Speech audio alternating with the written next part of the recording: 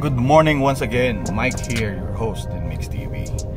I'm back for another driving vlog. On my way to work, I left home around 5:45. I woke up around 5 a.m. That's the usual time I wake up to go to work, Makati. And by the way, I live in Teresa, Rizal. So imagine the travel time that I take going to work. 2.5, maximum is 3 hours going, and same number of hours going back as well.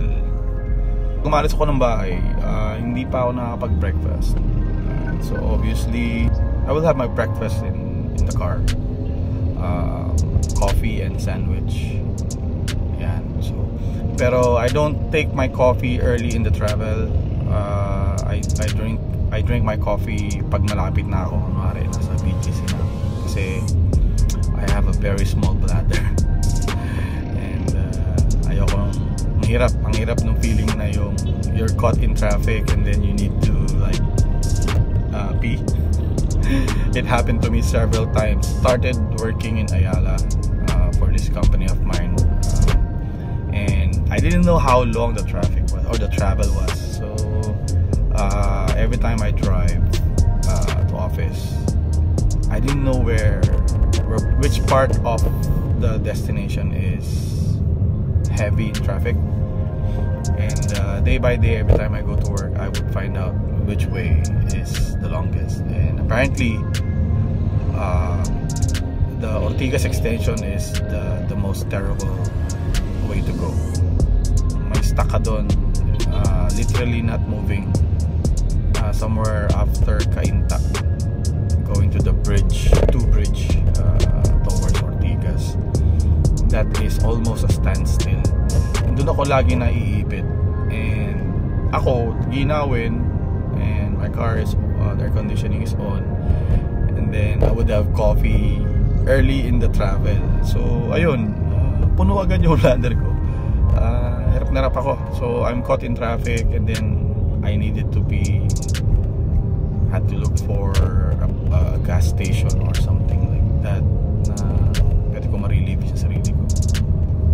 And then I learned my lesson. So ako, nagkakape na lang ako pag malapit na ako sa office. Although syempre kasi yung gutom din kicks in. So pa konti-konti. Second is I do a lot of thinking as well during work. I think this is the time where it's quiet and I'm alone and I really got nothing much to do but think, no? So I think a lot about work, about stuff, contemplate about things, what I did, what I should have done, a lot. I have a lot of ideas, especially in the morning. And they're good ones, particularly kapag may kinalaman sa trabaho or yung something that I need to improve, or you know, some ideas that came to my mind.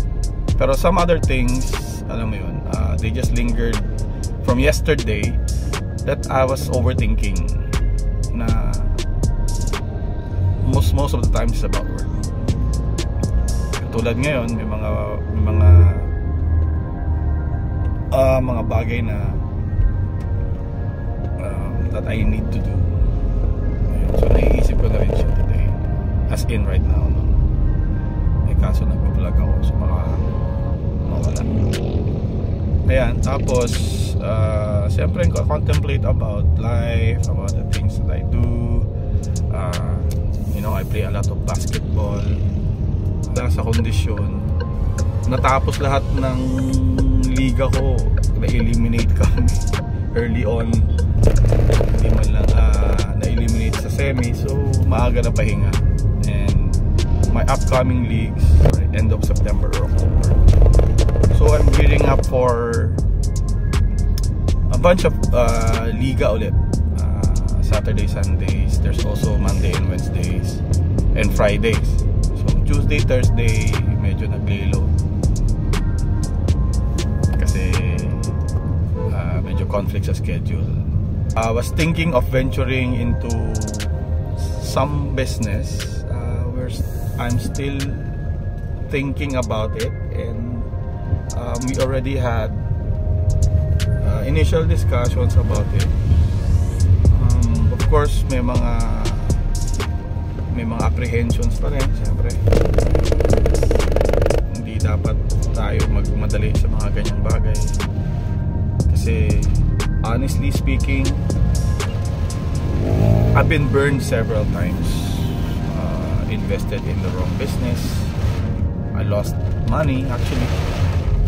And ayoko na maulit. Hindi ko na rin naman siya iniisip kasi I always say to myself na doing business is always a risk. There's always risk involved. And ayun, ganun na nga yung nangyari. Ayoko na siya balikan. Move forward na lang ako. Yan yung mga bagay na naiisip ko tuwing morning. Third, I listen to music. I love Spotify. I have playlist here. Dito ko naman like, you know, nakakanta ng malakas. Na may memorize ko yung ibang songs na gusto kong kantahin. Yun nga lang, sobrang haba ng travel, umuulit-ulit na yung playlist ko, yung songs ko. Of course, yung mga na-observe mo sa road, the things that I really, not really hate, but I don't like, is the traffic, of course. Everyone hates traffic.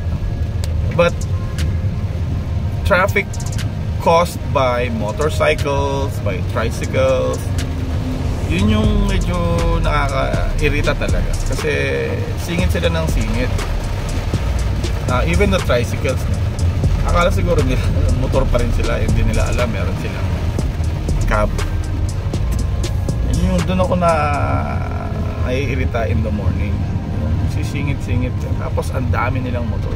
So, motor, yan. Kaya what I do sometimes when in traffic, I don't leave a gap in front of me. So I try to, you know, get closer to the vehicle in front of me. Para hindi na sila tumatawid-tawid. Kasi alam naman natin yung sasakyan natin may sensor, diba? So tunog ng tunog eh. Tapos hindi mo naman mamamalayan kung nasagi ka na pala, or nagasgasan ka na, or tinamaan ka ng foot stand nila, ganun. Wala eh, wala ka naman magagawa kasi hindi naman din nila mamamalayan yun. Malalaman mo na lang, makikita mo gasgas na yung bumper mo or yung crash guard mo, yung ewan ko anong tawag doon, spoilers mo, yan ganyan. Doon mo na lang may inis ka na lang. Ganun na lang ginagawa ko. I don't leave a gap, pero sometimes meron pa rin talaga. Kasi especially pag jeepney yung nasa harapan mo at umandar yun, aatras mo na yun eh, diba? So ayun, isang beses sa Ortigas going back, traffic naman din,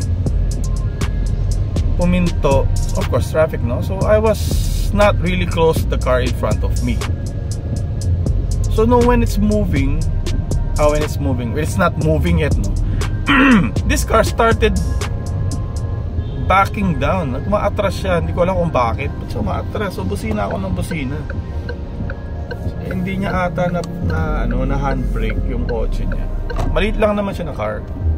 Hindi niya ata na handbrake yung kotse niya. Punong-puno sila ng pasahero. Busina ako ng busina. So hindi ako maka-reverse kasi tatama naman ako dun sa kotse sa likod. Ayun, so nagbusina ako ng busina. Umatras siya ng umatras hanggang sa tumama siya dun sa plate number ko, dun sa lalagyan ng plate number ko. Konti lang naman, dented yung plate number. Well, hindi mo naman makuha magalit kasi hindi naman talaga na damage, pero diba parang pauwi ka na lang eh, pagod ka, pauwi ka, diba parang dagdag pa sa inis mo sa araw. Kaya ganun. Eto ngayon nag-uulan, so obviously traffic. School is also back, so yung travel ko from my place down here to Tikling is what, isang oras na. And and then I have another hour and a half just to get to office. So hindi ko alam kung gaano ka-traffic sa C6. I'll be taking C6 and then going through BGC and then Kalayaan. So yun na yung route na tinitake ko. Hindi na ako dumadaan ng Ortigas Extension or sa Cainta kasi wala, grabe talaga ang traffic doon. Hindi ko alam kung nag-improve siya, pero for just past 2.5 years hindi na ako nagdadrive doon, hindi na ako dumadaan doon. Kaya minsan kahit pa uwi sa White Plains ako dumadaan, sumulong yan. So although it's longer, the route is longer, at least it moves, no? The traffic lang when going back is EDSA, diba? Pero yung bottleneck naman talaga doon is when people are coming out of Mega Mall. Mega Mall. So doon lang naman eh. So once you get past that Mega Mall area, going to the bridge, pagbaba mo White Plains, okay na, umaandar na lahat. So White Plains, then through Bonnie Serrano, then Sumulong, then pagdating mo sa Sumulong sa may dulo, turning into Marcos Highway pala, Marcos Highway, then going straight, makita pag ako dumating ng Sumulong, doon naman may ginagawa, kaya doon naman din yung bottleneck. Pero after that, tuloy-tuloy na siya. Nga lang, talagang mahaba. And siguro the last thing na I do experience when driving is yung antok na antok ako. I just really cannot help it. Sometimes sobrang pagod din kagabi, especially if I got a game the night before. So pagod na pagod ako. So I blast the music, I open the windows, I slap my face, of course, and then I drink coffee. So ayun, hindi talaga may iwasan. Ako minsan napapapikit. Thank God at hindi pa naman nangyayari sa akin yung aksidente because of that. Pero hindi lang siya sa umaga. Hindi lang siya sa umaga, sometimes sa gabi yung sobrang pagod din sa traffic pauwi. Ayun, napapapikit sa tulog, and then nagka-cramps na rin ako. Ayun, kahit sabihin mong automatic tong kotse, nagka-cramps na rin. So, kaya nung nawalan ako ng laro for 2 weeks, and then I was traveling to Batangas back and forth for some other stuff to do there. Tapos nag-outing pa ulit, tapos nagpunta ng Novaliches. Grabe yung cramps ko sa dalawang legs. So pagod na pagod. So naglaro ako, halos mag-cramps ako sa laro. That's how my morning actually starts and ends when I reach office. Hindi ko napapakita paano ako nag-breakfast dito. Baka sabihin ng iba dyan eh, alam mo yun, napakadelikado. Okay, syempre nag-iingat naman tayo. Anyways, so I guess that's all for today's vlog. Thank you and I appreciate you guys watching. And please don't forget to like, share, and hit that subscribe button and click that notification bell so that you won't miss any videos from Mix TV. Alright, so I'll see you guys and talk to you in a bit. Alright, thank you. Bye-bye.